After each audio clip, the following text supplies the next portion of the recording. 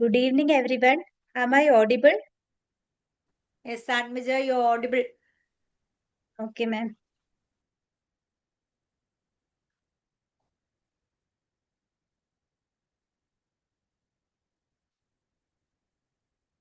Shall we start, ma'am?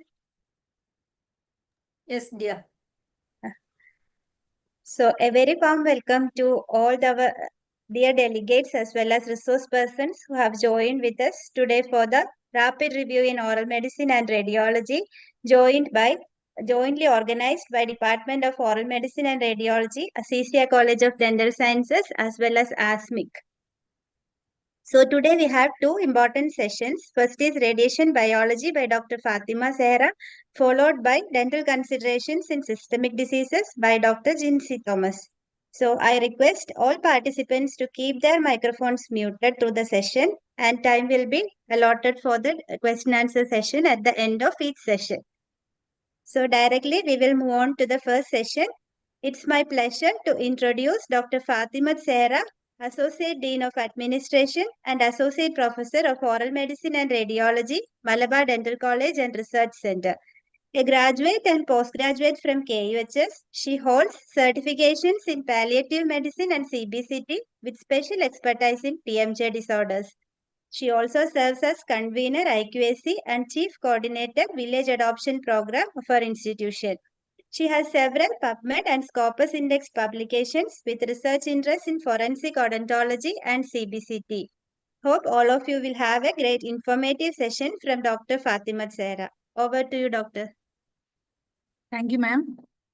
Thank you, ASMIC and Azizia Dental College for this opportunity as a resource speaker for the rapid revision for our final year students. Let me share my PPT, ma'am.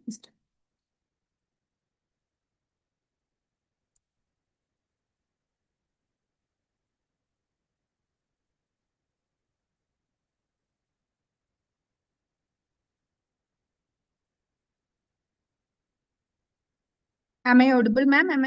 And my screen? Yes, screen is also visible. Also visible. Okay. Good evening, my dear students. So today we'll be moving to a quick rapid revision of radiation biology topic. Hi, myself, Dr. Fatima Zehra, reader from Malabar Dental College and Research Center. The radiation biology topic as such is very important topic on exam point of view because all the topics will be asked once like long essays, short essays, or even short note. Few questions which very regularly asked I have mentioned here, that is radiation biology definition and explain the various effect on oral and maxillofacial region. It is usually asked as a long essay along with radiation protection also, and deterministic effect and stochastic effect, which is being regularly asked for short essay. Osteoradiocrosis of mandible, biological effect of radiation on orofacial tissues, which been asked as short essay also, and radiation mucositis, radiation caries, all these questions are being asked. So before going to the topic as such, I just want to know how much you know about this topic. So you just briefly go through these questions and whether you just check whether you are getting the answers for these questions, okay? X-ray causes radiation by which method? Is penetration, electromagnetic induction, or ionization, okay? Structure of protein is least affected in primary, secondary, or tertiary. And more susceptible to radiation is nucleic acid, nerve cells, or muscle cells. I have three more questions. 1 second. The most radiosensitive cells are vegetative intermitotic cells, reverting post-mitotic cells, or fixed post-mitotic cells. Which of the following is most radio-resistant? Tongue, red bone marrow or skin. And osteoradionecrosis is as a result of infection trauma radiation or radiation trauma infection. Okay. So after this session, you need to answer all these questions for me. We will quickly move to our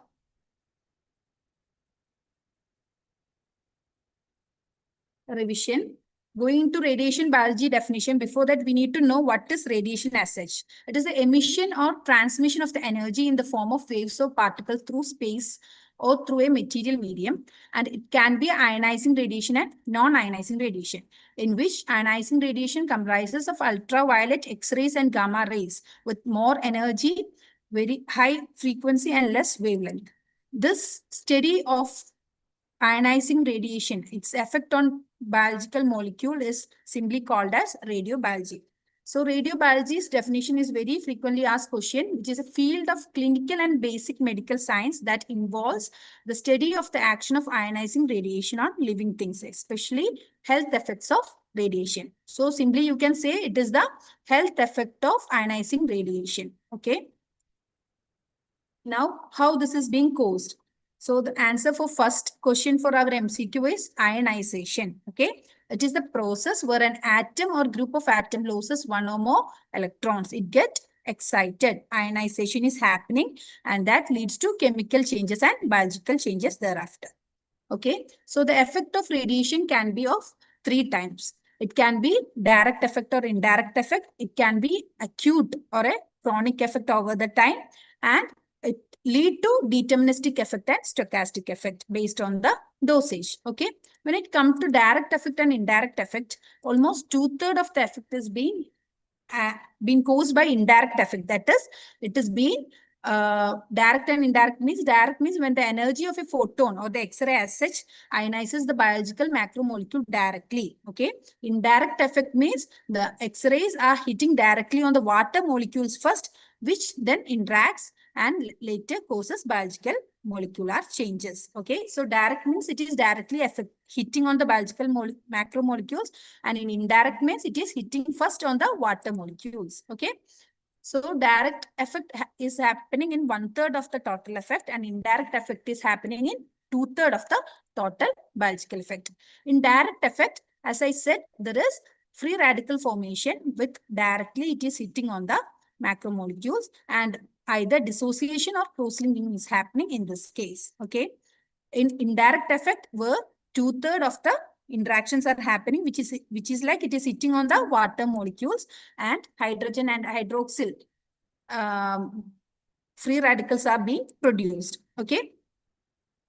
Then coming to short-term effect and long-term effect. Short-term effects are associated with large amount of radiation which is absorbed over a shorter period of time, whereas long-term effects are associated with small amount of radiation which is being absorbed repeatedly over a longer period. You can see some examples of short-term effects, like which you usually see in radiotherapy patients, like hair loss, even if there is any mucositis happening. All these are examples of short-term effects, and long-term effects will be happening over the generations. Hereditary effect which are happening are all examples of long-term effect. Okay. So deterministic and stochastic effect is very important. This is being asked as short essays. Okay. Deterministic effects are somatic effects that have a threshold level that increase in severity with the increased absorbed dose. So simply you can say that it is all those cellular effects which you are seeing when radiotherapy is being happening on a patient. All those things which we told now, mucositis, xerostomia, all those things which is happening directly on the cellular level, and it is based on a threshold dose. Before the threshold dose, it won't happen. After a threshold dose, all these effects will be seen. Okay. While stochastic effect is something which may or may not develop. Okay. And their development is random, and it is always by the law of chance or probability. It may happen or it may not happen. Okay. Examples are cancers, hereditary effects, and all. Okay. So it is very important to know the graph for this. You need to draw the graph when it is being asked. In deterministic effect, as I told, you need to draw a graph with dose and incident of effect mentioned on the X and Y axis respectively, both on this deterministic as well as stochastic effect. Okay. In deterministic effect, where there is a threshold dose, till then there is no effect is happening. After that, you need to draw a sigmoid curve. That is, with the dose increases, the chance of occurrence is also, there will be surely this deterministic effect will happen. Okay. Examples are our mucositis, xerostomia, all those things which is happening in the oral cavity. All deterministic effect of oral cavity you can mention as example for this. Okay. Stochastic effect, you can start from the first itself. Okay. Spontaneous incidence will happen at any point of time, and here also it is linearly increasing. As the dose increases, the probability also increases to have the chance of having stochastic effect. That is the cause of cancers, hereditary effects and all. Okay. And it is very important to draw a comparison table when this question of deterministic effect and stochastic effect is being asked. It is very usual when students used to draw this chart, this comparison chart alone when a short essay and long essay or something, if it is connected with that, is being asked. But it is very important. You need to first write the definition per se and then write the comparison table and draw the graph wherever necessary with a proper example for each of this. Okay. So deterministic effect, as I told, it is somatic killing, cell killing. Okay. While stochastic, it is sublethal level of DNA damage is happening. Okay. The effect is happened only in a threshold dose in case of deterministic effect, while stochastic effect can happen at any dosage. Okay. Then as a result, it is being occur only after a threshold dose. It is not likely to happen in a diagnostic radiography in case of deterministic effect. But in case of stochastic effect, there is a probability or chance of occurrence even at a diagnostic radiography. Okay. The probability of effect is independent of the dose in deterministic effect, while the frequency of effect is proportional to the dose in stochastic effect. Okay. Examples: mucositis, radiation-induced cataract formation, etc. in case of deterministic effect. And as we told, stochastic, what all are the examples? Cancers and heritable effects. Okay, so we have crossed direct effect and indirect effect, acute effect and chronic effect, and deterministic effect and stochastic effect. Okay, then it is very important to know the deterministic effect of cells, organs, and tissues. Okay, at the cellular level, it can affect the DNA, chromosomes, nucleus, cytoplasm, mitochondria, and protein. Very briefly, we can say like, and the DNA, what is happening? Either single strand will be broken, there will be mismatch occurs, damage of the bases can occur, double strand, both the strands can break. Okay, then there is a intra-strand as well as inter-strand cross-linking can happen within the DNA. Okay, these are the effects which can happen in the DNA level. Okay, in the chromosomes, chromosomal aberrations are happening. Okay, what are chromosomal aberrations? They are if the single strand is being exposed after DNA synthesis to the X-ray, what is happening? Only single strand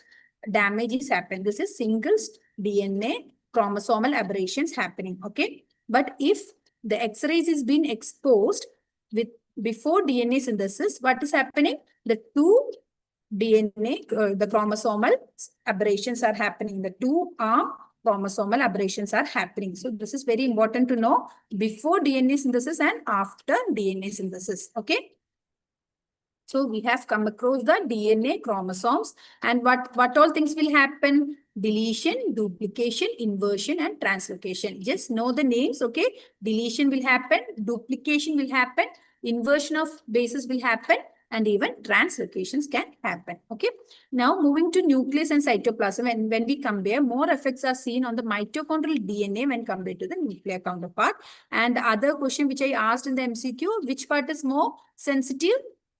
More sensitive is tertiary, then secondary, and most resistant one is the primary protein. Okay, the chain which we are discussing, the proteins. Okay, so that ends the effect on cells. Okay, the deterministic effect on cells. Okay, now moving to the deterministic effect on different cells and tissue. The radiosensitivity of cells and tissues. There are two important classifications which you need to know. One is Casaret's classification and one is White and Furrow classification. In Casaret's classification, it is based on the mitotic activity as well as the differentiation capacity of the cells. Based on that, the radiosensitivity is being described. Okay. Vegetative intermitotic cells, differentiated intermitotic cells, multipotential connective tissue cells, reverting post-mitotic cells, and fixed post-mitotic cells. Need to know all these terminologies. It is very important to know the Casaret classification. Whenever the deterministic effects is being asked, you need to mention the classification as such. Okay. It is very easy to understand with the terminology itself. Vegetative means it is under regular duplication. It is regularly dividing. With the intermitotic means they do not differentiate very frequently. What are the examples? Spermatogenesis, erythroblast, In our oral mucous membrane, the basal cells all are examples. Okay. Differentiated intermitotic means they also show mild differentiation and they also divide regularly. Our enamel epithelium of the developing tooth hematopoietic cells are all examples of that. Okay. Multipotential connective tissues, all our connective tissue, endothelial, fibroblast, mesenchymal cells, all are the examples of multipotential connective tissue cells which are into limited differentiation. Okay. Reverting post-mitotic cells are those which have a definite function, like the ductal cells, acina cells are examples. Okay. Fixed post-mitotic cells are less radiosensitive. This is very important. That is neurons, muscle cells and all, and very specialized erythrocytes once formed, they are all less radiosensitive. Okay. So know the terminologies very well. Vegetative intermitotic cells, differentiated intermitotic cell, multipotential connective tissue cells, reverting post-mitotic cells and fixed post-mitotic cells. Okay. Now coming to the second classification, that is from White and Farrow, relative radiodensity of various organs. High radiosensitivity, intermediate radiosensitivity and low radiosensitivity. So if you are very much aware with the Casaret classification, it is very easy to know the examples because with that only we could write the examples here. Okay. In high radiosensitivity in our oral cavity, you can note mucous membrane is one example. Okay. Intermediate or all cartilage, fine vasculature, salivary glands all comes under intermediate radiosensitivity. Okay. And low radiosensitivity are those which are optic lens and muscles. Okay. Nerve cells all will include in that. Now moving to the very important part of this topic, radiation biology, long essay question, that is effects on oral tissue. This can be also asked as the deterministic effect of oral tissue or the complication of radiotherapy or complication of radiation on oral and maxillofacial structures, and all these way this can be asked. Okay. So can you notice one change? I have kept one upside down. Sorry for that. Okay. So oral mucous membrane affecting the salivary glands, it affecting the taste buds, it is affecting the oral mucous membrane as such, teeth and bone and muscles also you need to know. So the classification, you can draw this diagram when this question is being asked. Okay. Since it is a long essay, it is always better to draw this diagram because it is very self-explanatory. This diagram, it is there in the White and Farrow. Okay. Based on the weeks as well as the radiation dose, the complication can be acute as well as chronic. What all comes under acute? The first thing is taste loss, followed by mucositis, then hyposalivation. Then when it moves to during radiotherapy to after radiotherapy, the things which we usually see is radiation caries, then trismus and susceptibility to osteoradionecrosis. Okay, so it is very important to know this part, acute and chronic part. And the first sign is always taste loss, followed by mucositis, hyposalivation, radiation caries, trismus, and susceptibility to osteoradionecrosis. This can also be, you can mention the way like a different side being affected. That is like tongue, taste loss will be there, oral mucous membrane, mucositis, salivary gland, that is hyposalivation or xerostomia, teeth, radiation caries.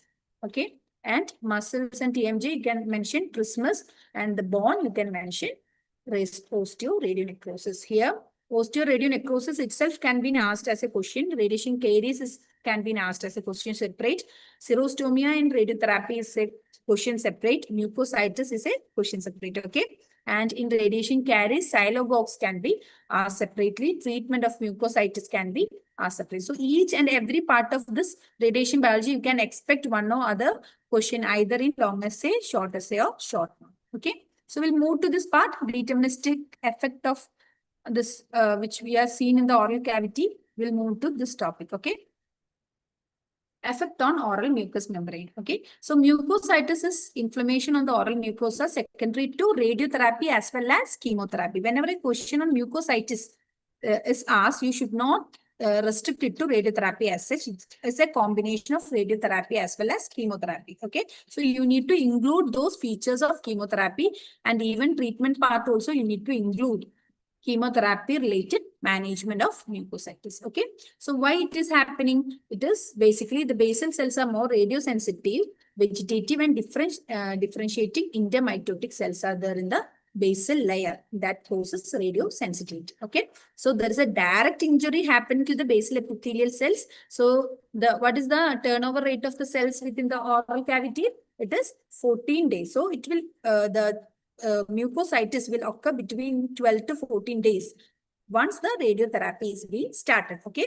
So one etiology is direct injury to the basal epithelial cell, and similarly there is atrophy and fibrosis happening in the connective tissue layers in the end arteritis obliterans. Okay, so it can be seen as an early effect as well as late effect. Initially there will be some soreness, then erythema, then there will be frank ulceration seen, then yellowish slough, white pseudomembrane covering over it will be seen, and it will get extended. Severity will be increased accordingly.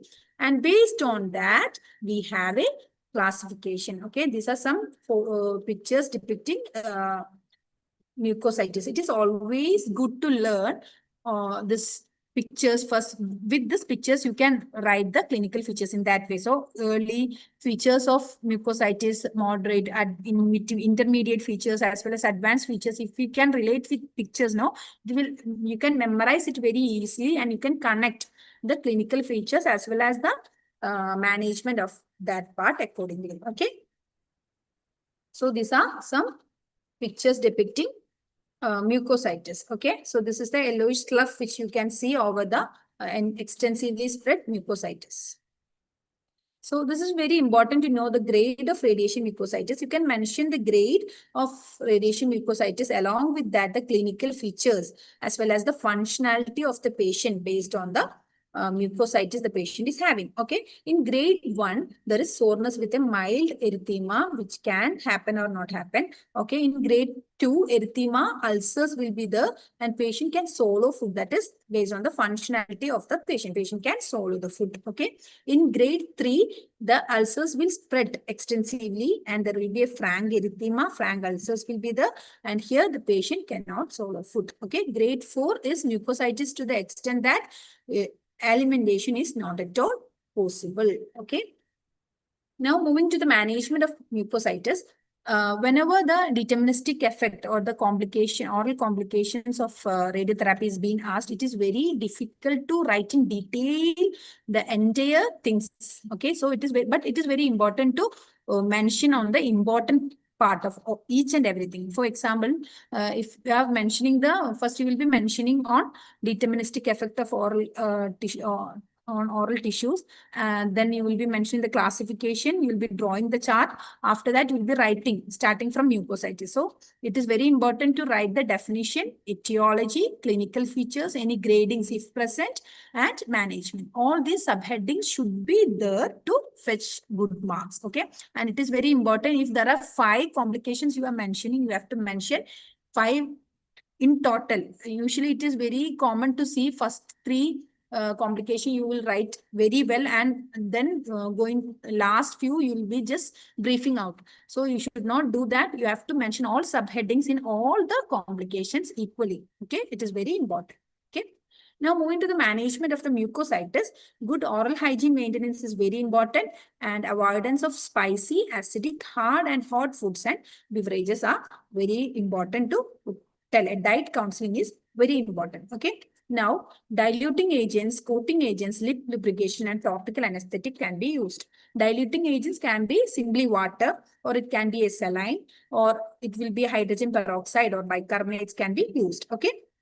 Coating agents can be aluminum chloride or aluminum hydroxide can be used, magnesium hydroxide or sucralfate can be used as coating agents. All these names you need to mention in management of by using coating agents in mucositis. Okay, what's the purpose? In it just act as a layer so that it won't again traumatize the already formed ulcer within the oral cavity. So it will help to heal the ulcer fast. Okay, lip lubrication can be done so that it will prevent from further kind of ulceration formation once it is formed. Okay, and topical anesthetics is also very important. There are morphines, 0.2% morphine can be used as mouthwash. Magic mouthwash is there, which is a combination of anesthetic and mycotic drugs will be there. It is a combination of all these things together. In that way, topical anesthetic can be also used. Magic mouthwash. You can mention that name also. Okay. So that's about mucositis. We have told the definition, etiology, the gradings. Along with that, we have mentioned the clinical features and prevention and management. Okay, it is always important to mention the term prevention and management because we are giving certain like pre-radiotherapy, oral hygiene measures, diet counseling, everything. So that all you can put it under preventive measures. And once it is formed, you can go for management of the mucositis. Okay.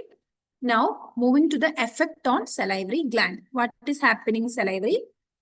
Hypofunction will happen. Why it is happening? The parenchymal component of the salivary gland is radiosensitive here. Okay, parenchymal component. What was the radiosensitive component in oral mucous membrane?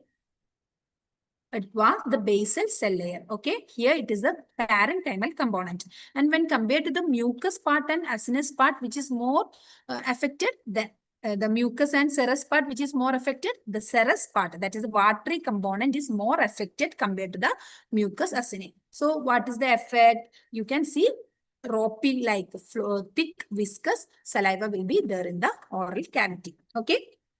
The prognosis of this is like etiology is inflammation will be the progressive fibrosis will be happening, followed by adiposis, then fine vasculature loss will be there, and that lead to parenchymal degeneration. So with this, there will be complete parenchymal degeneration happening, and this thick viscous salivary secretions will be there, and the buffering capacity of the saliva will be reduced. The pH will be more acidic. Okay, all these things will happen in xerostomic cases. That is when it affects the salivary gland. And usually it get healed by 6 to 12 months. Okay, and it is very important to note that by 60 gray, it will lead to like complete stop of secretion of salivary gland. But even if it happens within 6 to 12 months, there is a recovery or healing will happen. And report states that even after 1 year, there is no salivary secretion happening. There is a less chance for again the functioning of the salivary glands. Okay. So what are the management part? Management part of xerostomia in secondary to radiotherapy is very important. Here you can have preventive measures. That is maintenance of good oral hygiene, as we said, diet counseling, topical fluoride and all. Okay, so symptomatic management is water, obviously, oral rinses, mouth washes, use of saliva substitute and all. Then comes the xylogogues. Okay, xylogogues can be local as well as systemic. Topical xylogogues can be sugar-free gums and mints, and some TENS as well as electrical stimulation devices can be used. Okay, systemic methods, examples are tab, pilocarpine 5 milligram, 3 to 6 tabs daily, tab civimelin 30 milligram, 3 times daily, bethanacol 25 milligram, 3 times daily. Okay, so you need to know these medications.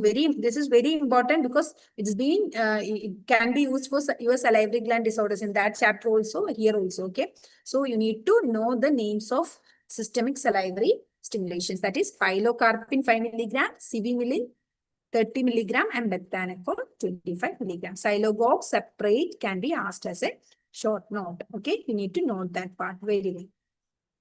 So we have completed mucositis and xerostomia. Now moving to taste buds. Okay, so alteration in the taste sensation occurs as a result of direct effect on the taste buds as well as secondary to salivation. Okay, the doses in therapeutic range cause extensive degeneration of the histologic architecture of the taste bud. This is the first thing which is going to happen in the oral cavity. Okay, and it will recover with 60 days to 120 days. Okay.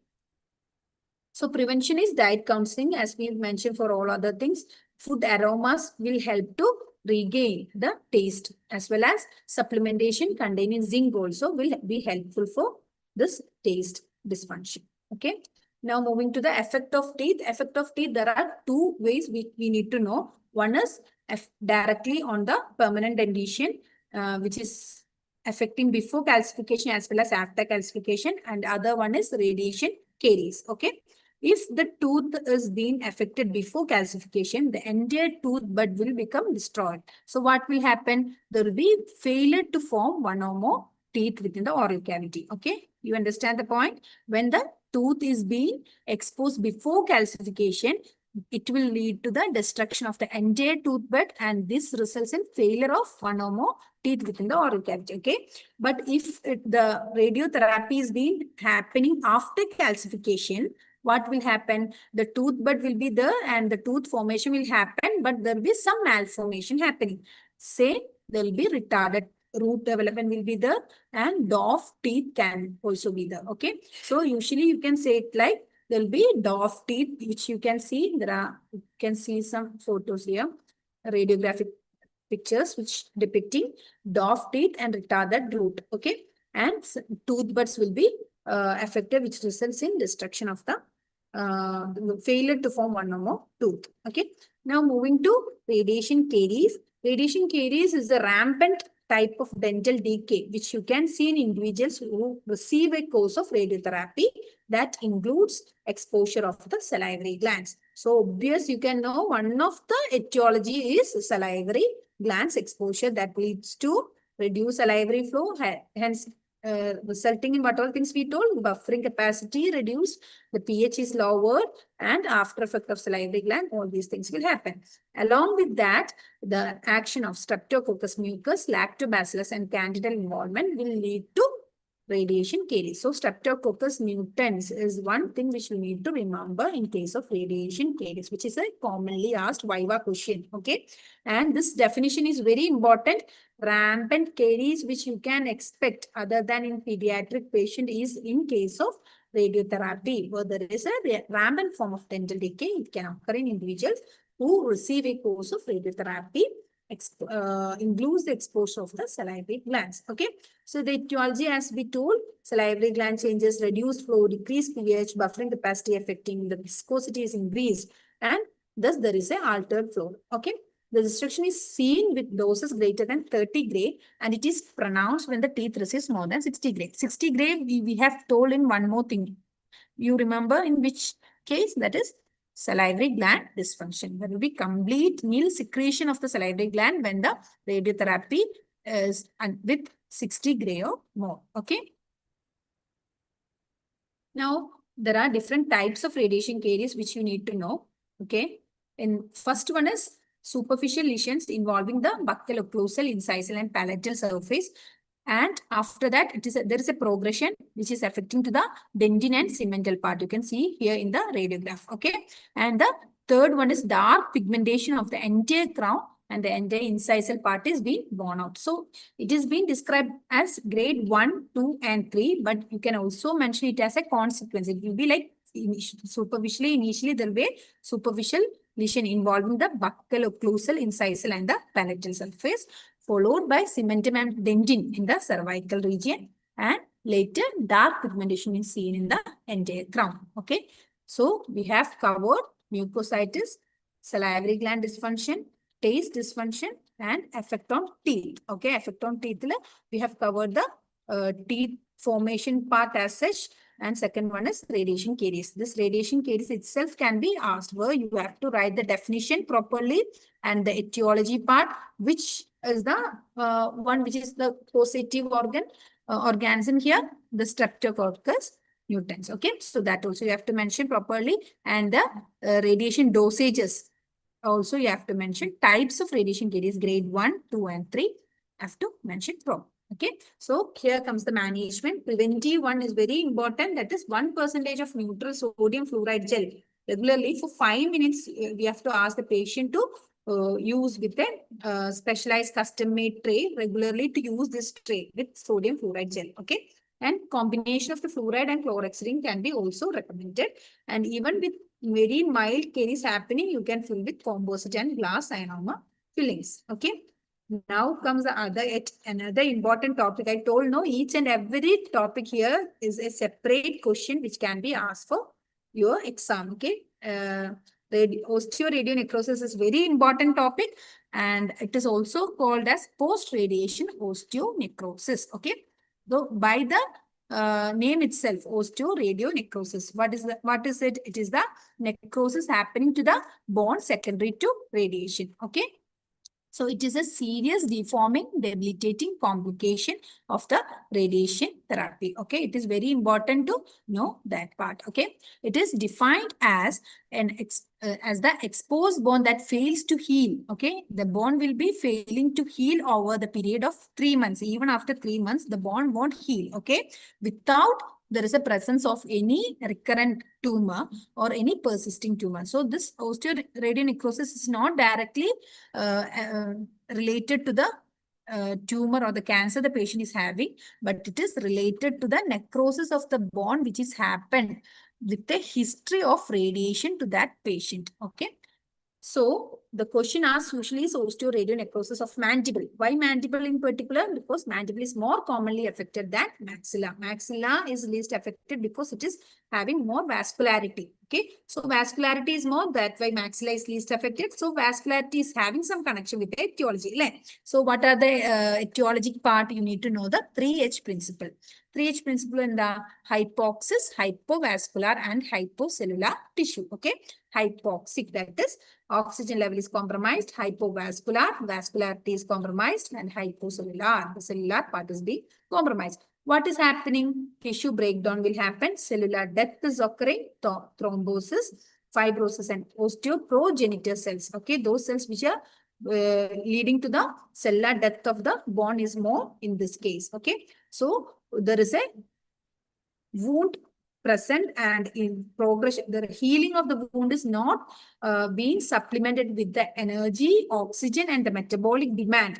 So the metabolic demand exceeds the presence of the energy and oxygen present within the bone. Okay, that lead to osteoradionecrosis. So you need this to know this very important 3H principle. Marks 3H principle: hypoxia, oxygen level is reduced; hypovascularity, vascular blood supply is reduced; and hypocellular, cellular cell death is happening. So hypocellular condition is happening. Okay, here also with the definition, the synonym we mentioned, definition we mentioned, etiology part we mentioned, and the other important thing is the grading. The mandible is more commonly affected, and grading is 1, 2, and 3. 1 is means it is affected only to the confined to the alveolar bone, and 2 means it is affected to the alveolar bone and mandible above the level of inferior alveolar canal. And grade 3 is it is beneath the inferior alveolar canal, and it can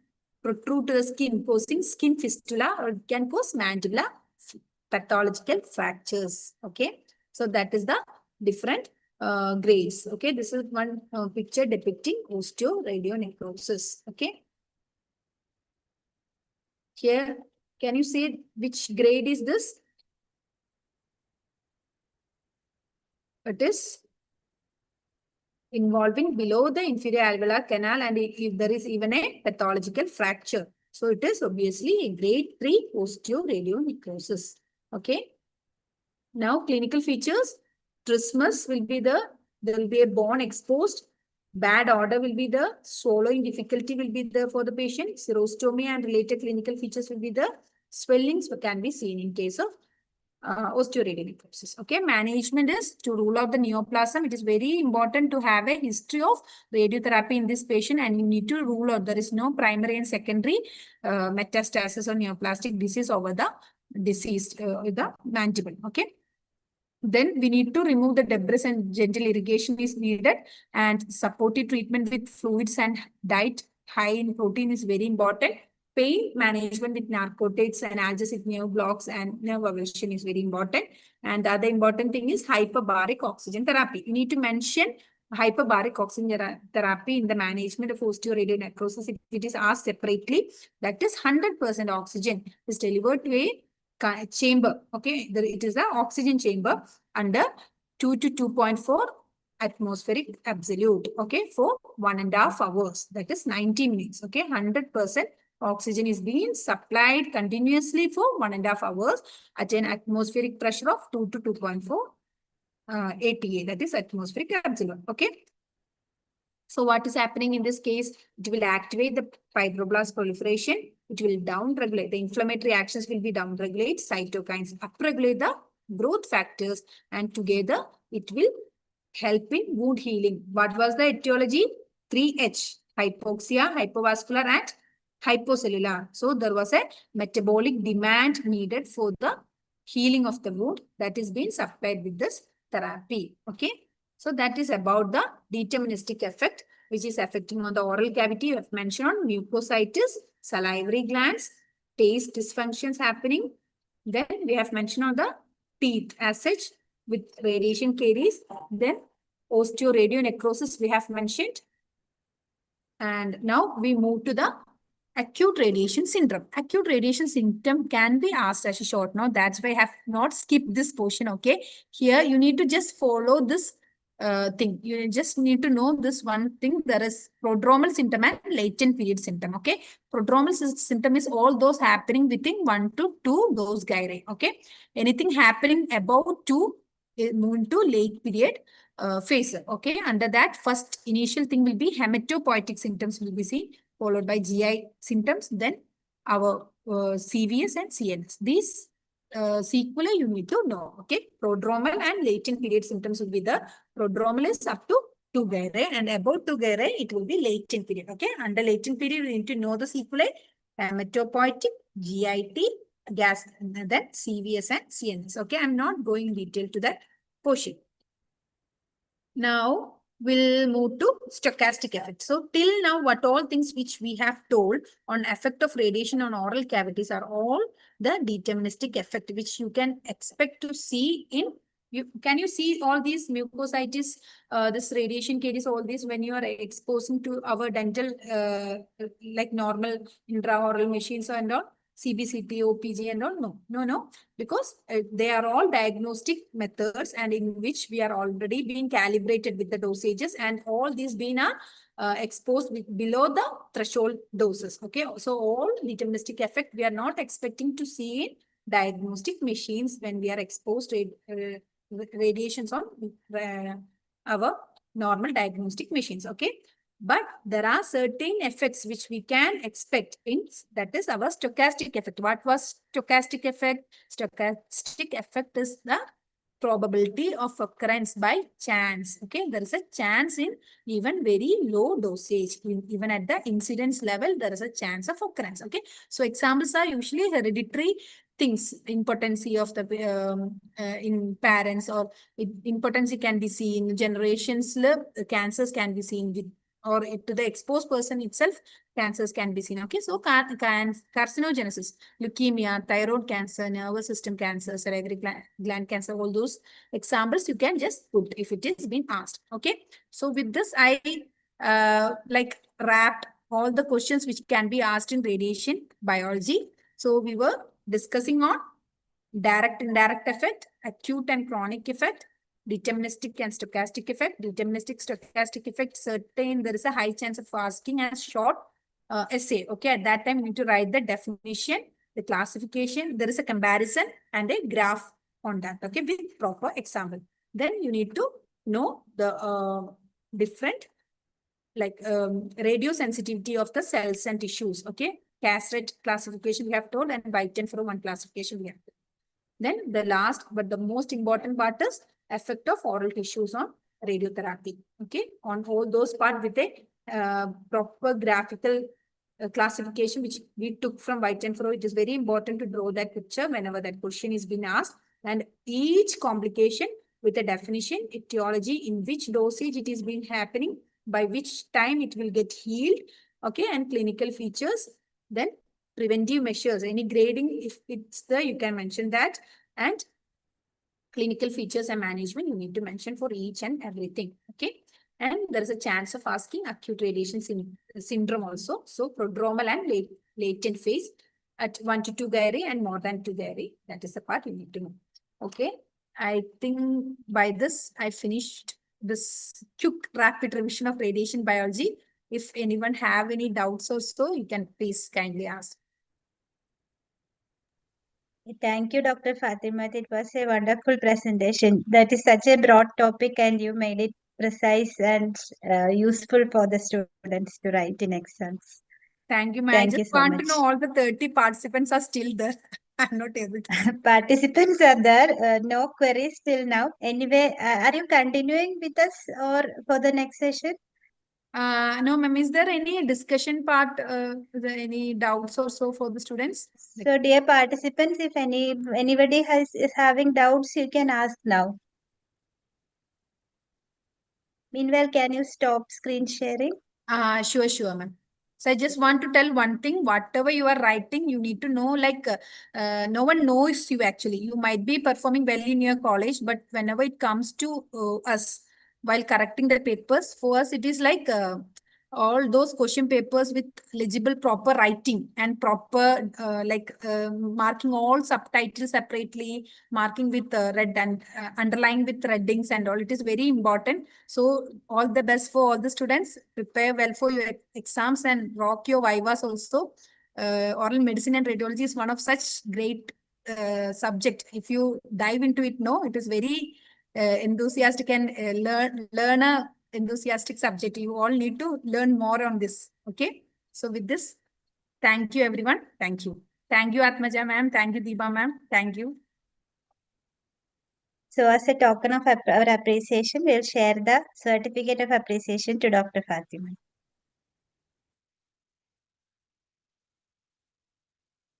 And extremely sorry for that spelling mistake. I'll correct it as soon as and share it to you. Oh, Okay. no issues, ma'am. Thank you. Thank you. Thank you, Dr. Fatima. Okay, so now we will move on to our next session. So I heartily welcome our second resource person, Dr. Jinsy Thomas.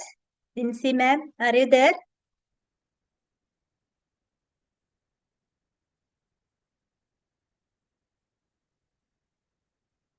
Jinsy ma'am, can you hear me? I can hear. So Dr. Jinsy Thomas completed her BDS and MDS from GDC Calicut.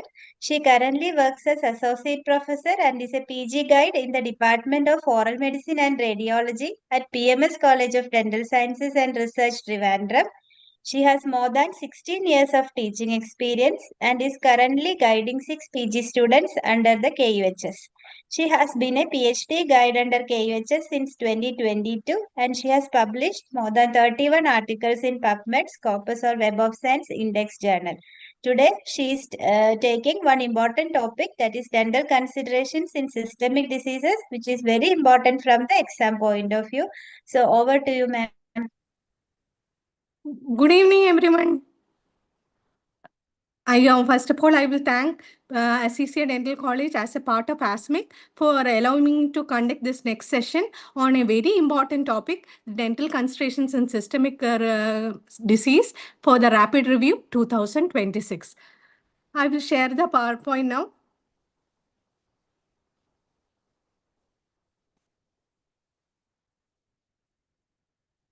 Is the PowerPoint visible? Yes, ma'am. Can you zoom it a little more? Okay, now it's perfect. Okay. Okay, let's start.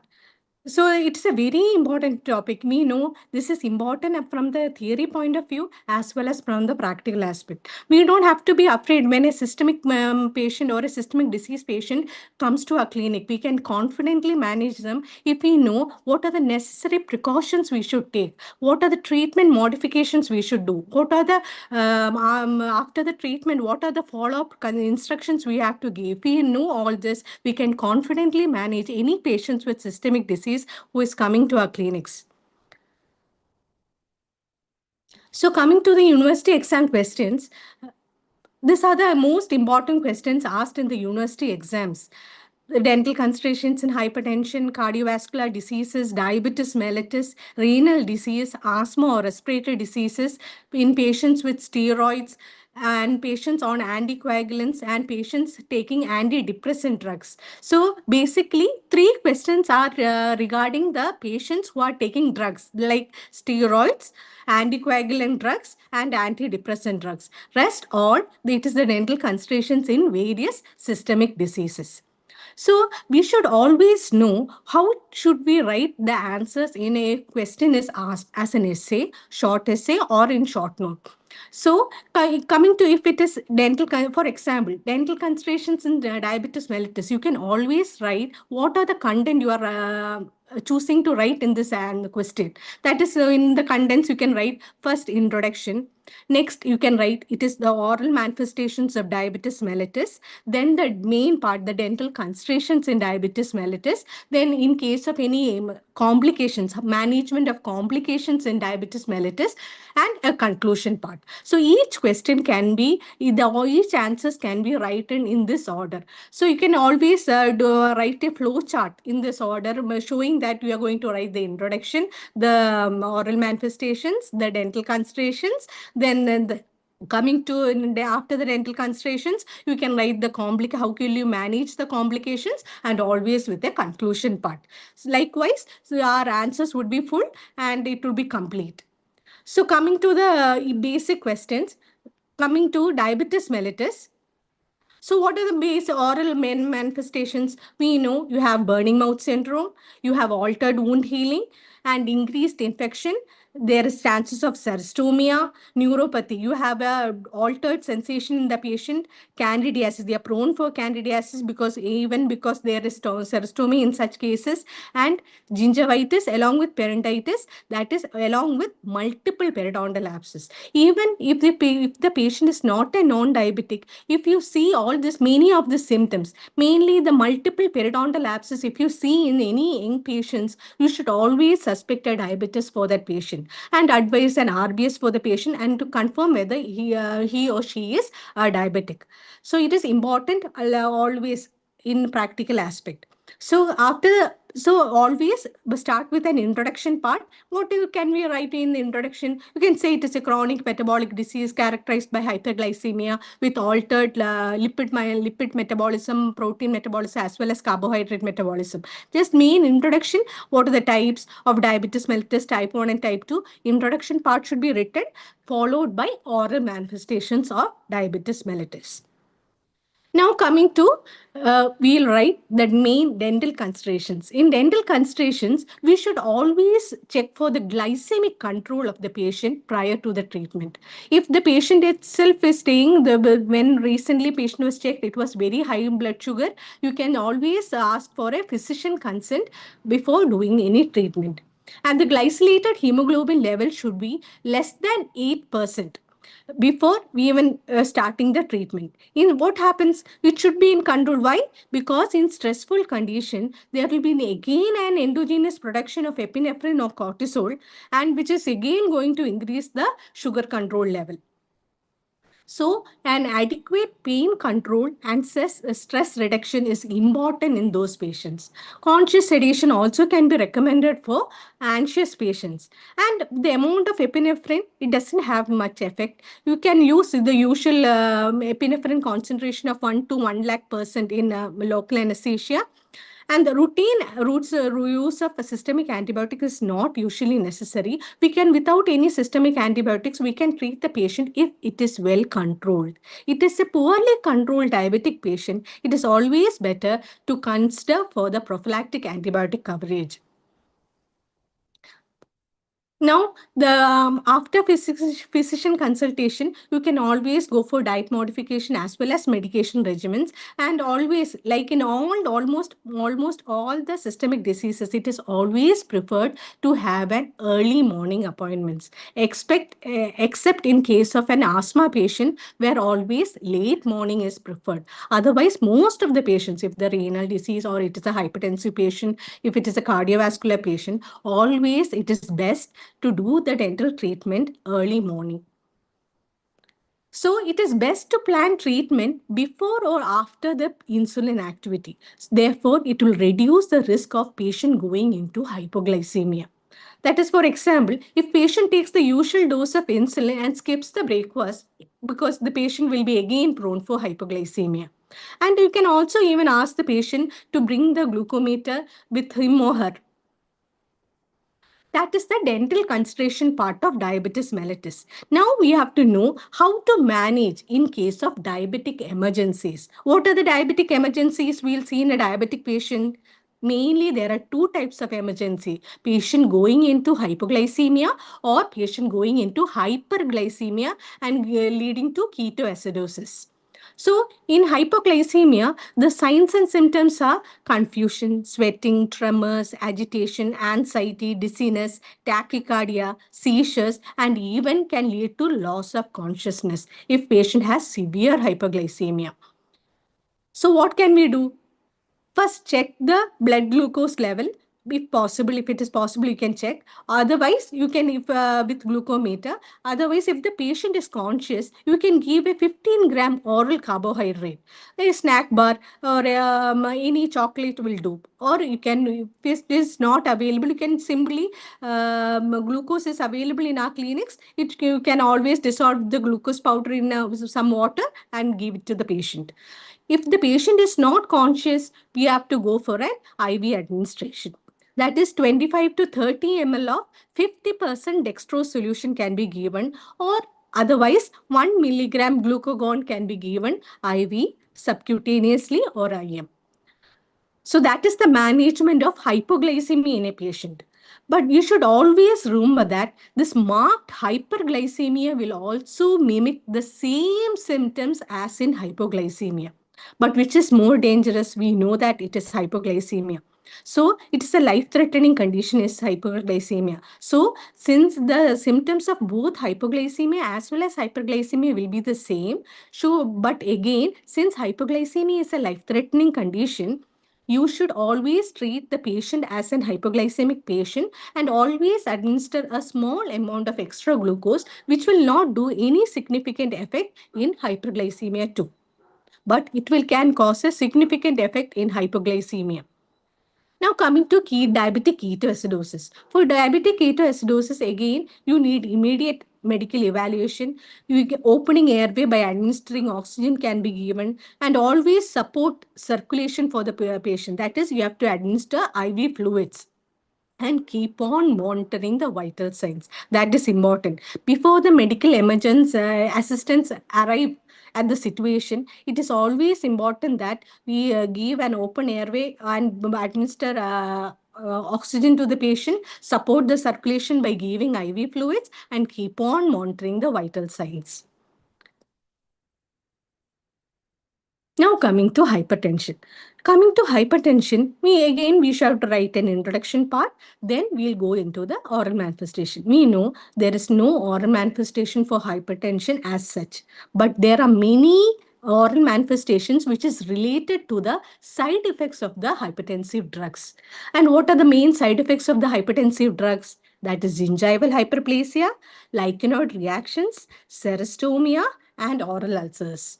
With the main culprit is the calcium channel blockers. They cause gingival hyperplasia a lot. So in hypertension, it is before it was seen that every 2 years we have to check the BP if the patient is more than 130 by 85 mm mercury in the first visit. Every year, if the BP is 130 to 139 by 85 to 85 diastolic and milligram, but it is always usually since all these records are given in the textbook, but it should be noted that it is better to take BP in all the visits. Now, what are the dental considerations that should be considered in hypertension?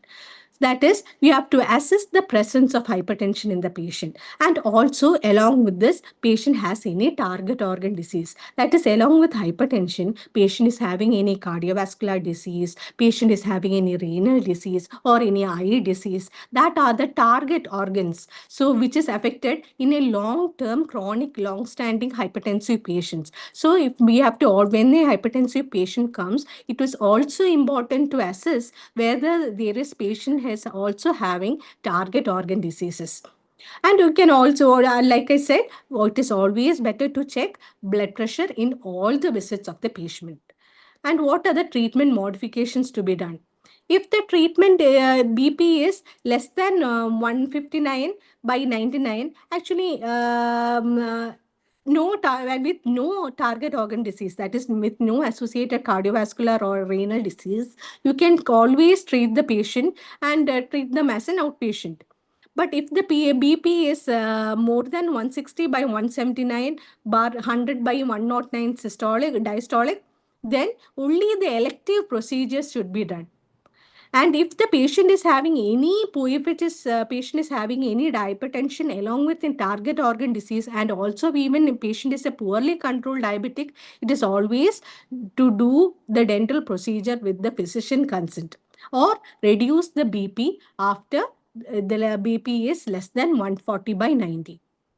Now coming to the main disease, that is the cardiovascular disease. In cardiovascular disease, first we'll go check, we'll study what is regarding the valvular heart disease. In valvular heart disease, we know there is always a risk of endocarditis. So it is antibiotic prophylaxis is a must for a patient with history of infective endocarditis, or patients with having a prosthetic heart valves, who are on anticoagulants. So what is the prophylaxis given? It is usually 2 grams amoxicillin 1 hour before the procedure. We should make sure that patient takes the medication. So it is always we make the patient to come early in the clinics and administer them the drug and wait for 1 hour and do the procedures.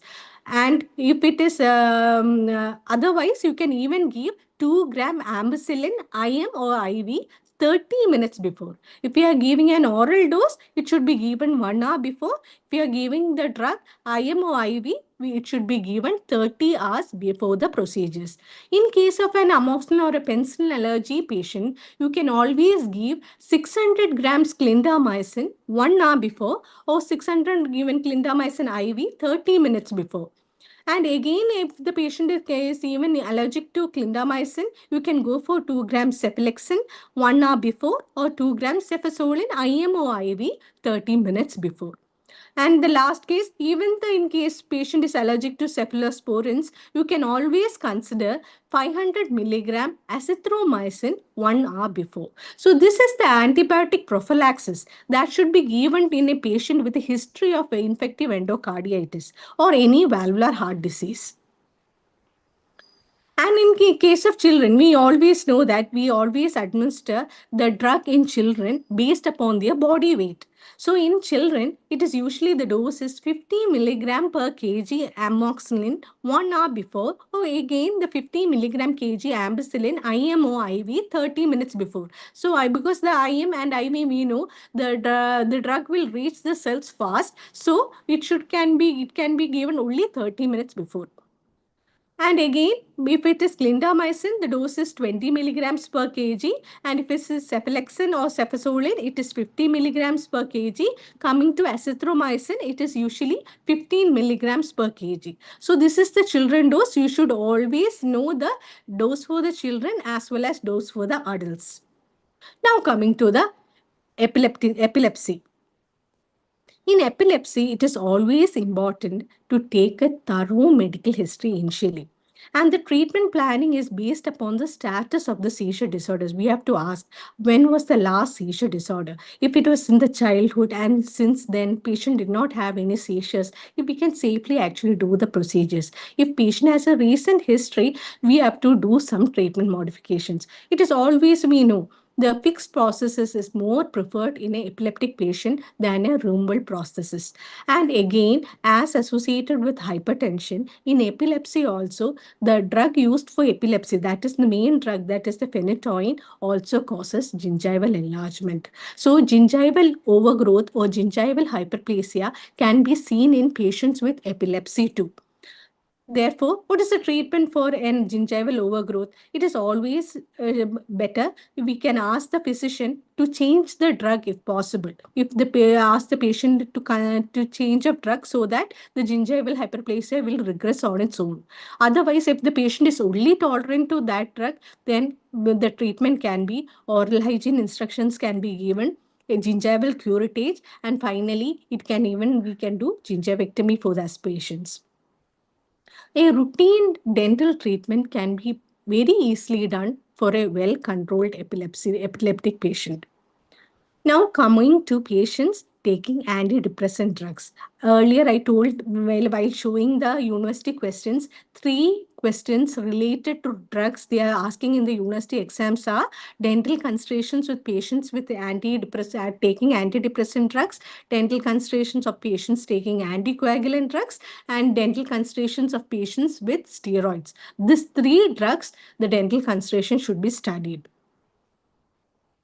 Coming to antidepressant drugs, these drugs usually causes xerostomia, and also these drugs are responsible for interaction with the central nervous system depressant agents.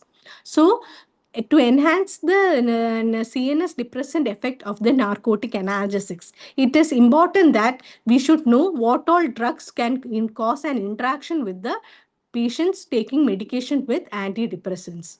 Now, coming to the treatment part, the LA can be given, the usual concentration can be given, but limit the amount of LA to 2 carpules and avoid LA with 1:50,000 concentration of adrenaline or epinephrine. The usual LA can be given, but limit the amount to 2 carpules. And LA with levonorepinephrine should be completely contraindicated. That are the main points that should be included. Now coming to patients taking corticosteroid drugs. So what are the oral manifestations of any patients taking corticosteroids for a long term or is a chronic steroid taker? The main oral manifestations or the symptoms can be Cushingoid symptoms, that patient might have moon faces or a buffalo hump. Patient is prone to hyperglycemia. Patient can have hypertension. Patient is prone for ulcers in GIT, gastrointestinal tract. There can be muscle weakness, and again the osteoporosis can aggravate. And in a stressful condition, what happens? The endogenous steroid production is affected because patient is already taking externally steroids. The stressful condition will require extra steroids or cortisol for our body. That will not be produced by the adrenal glands. Therefore, the patient can go into adrenal crisis. So what are the treatment modifications that should be done? The general guidelines are always give steroid supplements to the patient. Whatever the dose patient is taking, patient is to be asked to double the dose of the steroids patient is taking 8 hours before the treatment procedures. And always, like I told before, in all the patients with systemic disease, an early morning appointment is preferred. And also the appointment should be made it shorter. To minimize the stress, use sedation if the patient is anxious and avoid precipitation of an adrenal crisis. Here, supplemental steroids, I have already told that supplemental steroids is proposed on the morning of the dental procedures, and the amount of steroids should be titrated according to the anticipated level of stress.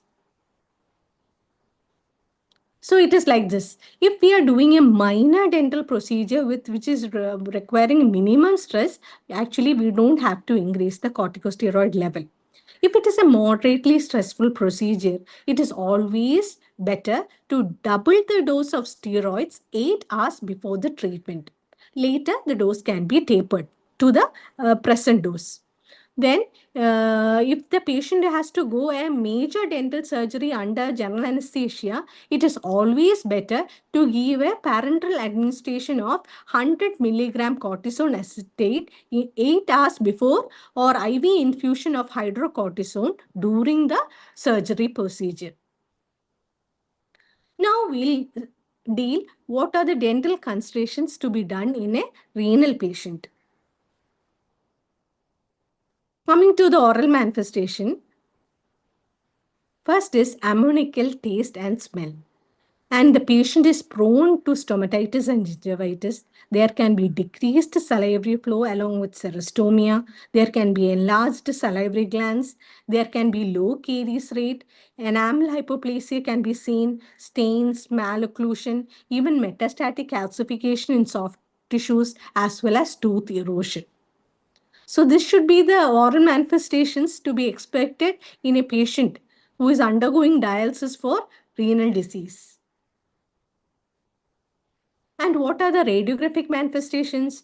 Radiographic manifestations, you have demineralization of the bone. That is, when you take an OPG, you can see there will be loss of trabeculae or lamina dura seen in this radiograph. And there can be even ground glass appearance present in a panoramic radiograph. There can be even a giant cell lesions, socket sclerosis, pulpal narrowing, or calcifications. So before the treatment, what all should we consider? Always consult with the nephrologist. And always it is important to know that treat on the day or just after dialysis. That is when the patient is most healthy. And identify the arm where the vascular access has been done. Always avoid any BP measurement or any types of injection in this arm. That is, the precautions should be done before even starting the dental procedure. And again, we have to evaluate for whether the patient has hypertension or hypotension. And always, because we know there will be a bleeding tendency for patients with renal disease. Why? Because most of the clotting factors are produced from the kidney. So when kidney is affected or there is a renal disease, the clotting factors will be reduced. And always, so we have to always keep the hemostatic aids ready during any dental procedures like DDAVP or conjugated estrogen.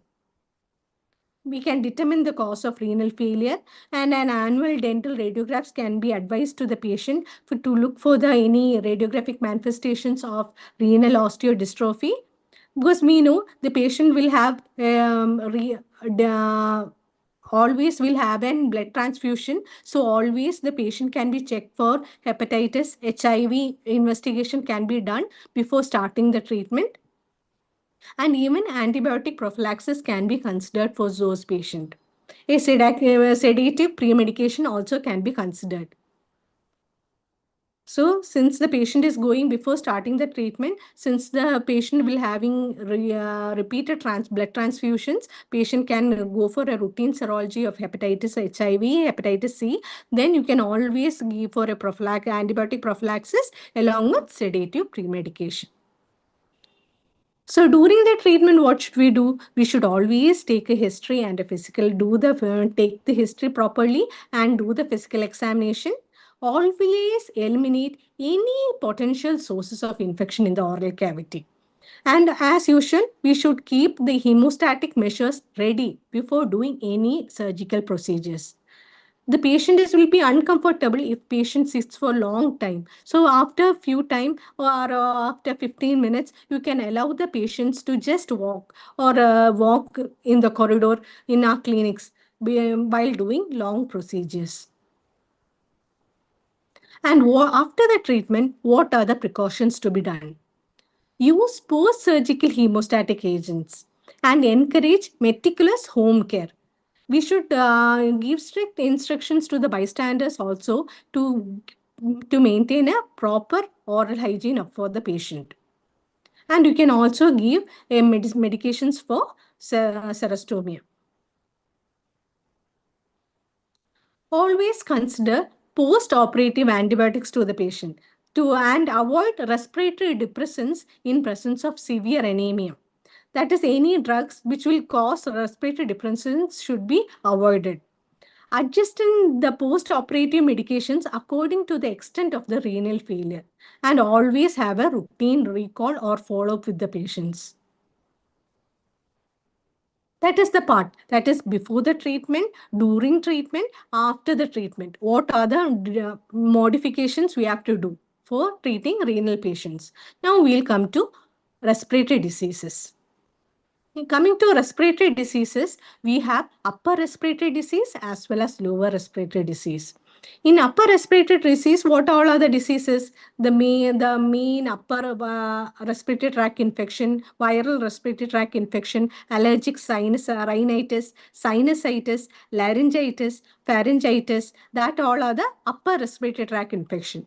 Coming to lower respiratory tract infection, you have acute bronchitis, pneumonia, asthma, and COPD.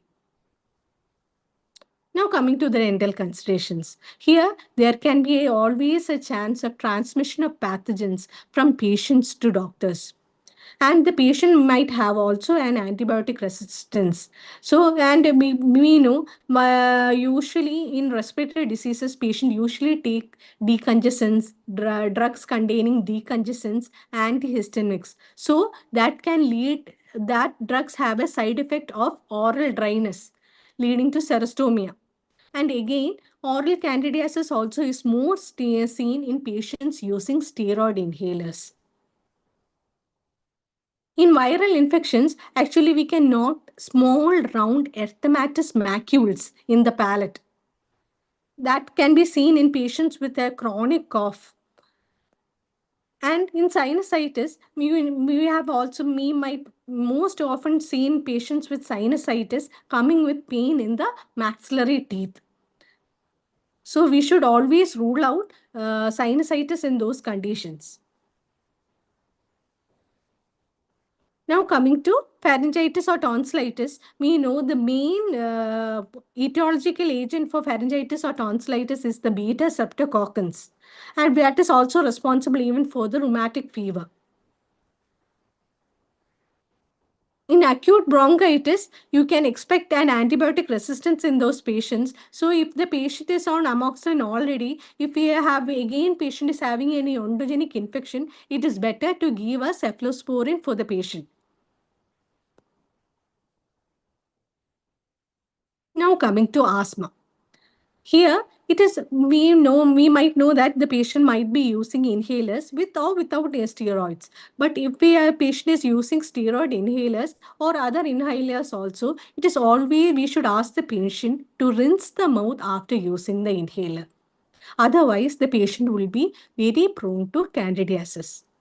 If the patient is already having candidiasis, we should give antifungal treatment for that patient. And if the patient is taking a long-term steroids for controlling asthma or any respiratory disease, it is important to know that again the patient will have adrenal suppression, and we have to do all the dental considerations of patients taking steroids. And stress reduction is very necessary in such patients. You can always suggest conscious sedation on with nitrous oxide for those patients. Avoid barbiturate or narcotics due to bronchospasm. Those drugs should be avoided. Oxygen and bronchodilator should be there there should be prepared in a emergency cart. As I earlier told, in all the patients with systemic disease, we always prefer an early morning appointment. Only in asthma cases, we'll only prefer for a late morning appointment. Avoid dental materials which will precipitate an asthmatic attack in these patients. So while mixing any alginate, we should make sure that we mix it far from that patient, that is far from the dental chair. There is no contraindication for the use of local anesthetics, but usually the one ingredient of the local anesthetic, that is the sodium metabisulfite, may precipitate asthma in those patients. Usually there is no contraindication in using the normal local anesthetic which we use. Aspirin can also even cause a drug allergy, and there can be a drug interaction with theophylline.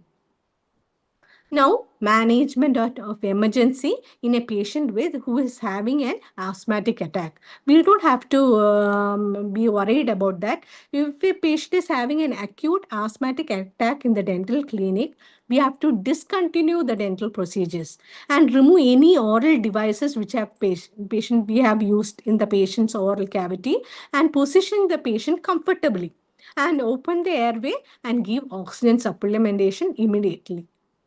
If there is no improvement, we have to go for epinephrine administration subcutaneously in the concentration of 1:1000. That is important. The epinephrine concentration here, it is 1:1000. And immediately alert the emergency medical assistance. Now, the final part in this topic is the patient taking anticoagulant drugs. many cardiovascular patients who is coming to our clinics might be taking ecosprin, any antiplatelet drugs, clopidogrel, many drugs patient might be taking. So in those cases, what should be the treatment modifications done? So patients on anticoagulants, the management will depend upon the degree of anticoagulation that is required. What is the type of dental procedures? If it is a very muchly stressful procedure, it is a bleeding-induced procedure, and what is the level of the thromboembolic risk for the patient? That is important. For any non-surgical treatment, usually no alteration of the anticoagulant regimen is required. But if it is a surgical procedure, always a physician consultation should be taken. When the patient comes with the consent letter, you can always keep the local hemostatic measures ready before starting the treatment and avoid drugs that will alter the efficacy of the anticoagulants. Here in these patients, it is always we should check for the INR. What is INR? International normalized ratio. That should be always checked in this patient. It will be a higher INR will always suggest a greater risk for the surgical procedure. If the INR is less than 3.5 to 4, no surgical treatment should be done. If it is more than 3.5 to 4, no surgical treatment should be done, and also Coumarin dose modification should be done. If the INR is less than 3.5 to 4, minor dental procedures surely can be done with local measures. That is, hemostatic measures should be ready, and no Coumarin modification may be required. And if it is a moderately stressful surgical procedure, surely again the local measure should be made ready, and there should be reduction of INR to 2 to 3, and anticoagulant modification is also necessary in those patients. Usually the anticoagulant modification is done by the physician treating the patients. And the INR, if it is less than 1.5, you don't have to worry anything. Even extensive flap surgery and multiple bony extractions can be easily done for the patient if the patient INR is less than 1.5. So in a patient with low thromboembolic risk as well as high hemorrhagic risk, they should discontinue the Coumarin at the type of surgery and reinstitute again post-operatively. Coumarin, the long life is 42 hours, so withdrawal of the drugs 2 days prior to the surgery is required. That is usually will be instructed by the physician, but we should also make sure that the patient has stopped the drug 2 days before the dental procedure. If the patient is on moderate thromboembolic or hemorrhagic risk, we can maintain the Coumarin with local measures to control bleeding. And in patients with high risk for cardiac risk patients having a high bleeding tendency, the method is referred to as the heparin-Coumarin method. That will give you the maximum hemostasis in that patient with minimum non-anticoagulated time. So patient will have a low thromboembolic risk in those cases. The method is referred to as the heparin-Coumarin method. That is, that before 24 hours of admission or before a patient reporting to our dental clinics, 24 hours before, the patient has to stop the Coumarin administration. And on admission for the surgical procedures, we have to start heparin. 6 to 8 hours pre-operatively, that is before start of the dental procedure, we have to stop this heparin. And the surgery is done if the prothrombin time, INR, or the partial thromboplastin time is normal. And 6 to 8 hours post-operatively, we can again reinstitute or start with this heparin. And the night of the procedures, the patient can go into the usual Coumarin dose. This is the method that we should follow in the heparin-Coumarin method, so that we can easily do any procedures without taking any risk in those patients. So that this was the last part of my presentation. I hope I didn't make you bored. I hope you have understood something. It is always important to frame the answers very well. Always write an introduction, oral manifestations, dental considerations, and the emergency management of emergencies in those patients along with the conclusion. Write your exams well. Hope you'll write the exams well and score a good marks. Thank you. Thank you, ma'am. Thank you for that informative presentation. Your topic was really very broad topic, but you arranged it beautifully so that students can follow. Thank you, ma'am. Thank- So, ma'am, Yes. can you please stop sharing? Okay. Sorry. Participants, anybody is having any queries?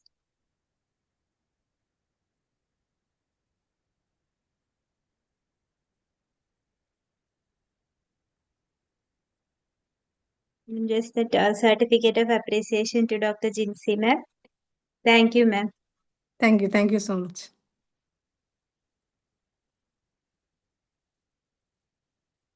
There are no queries in the chat box till now. So I think we can wind up the session. Thank you. Thank you. Okay, so today's session, I'm sure that it will be beneficial. Both these topics, they were very important topics which they routinely ask for the exam. All the best to dear participants. Thank you.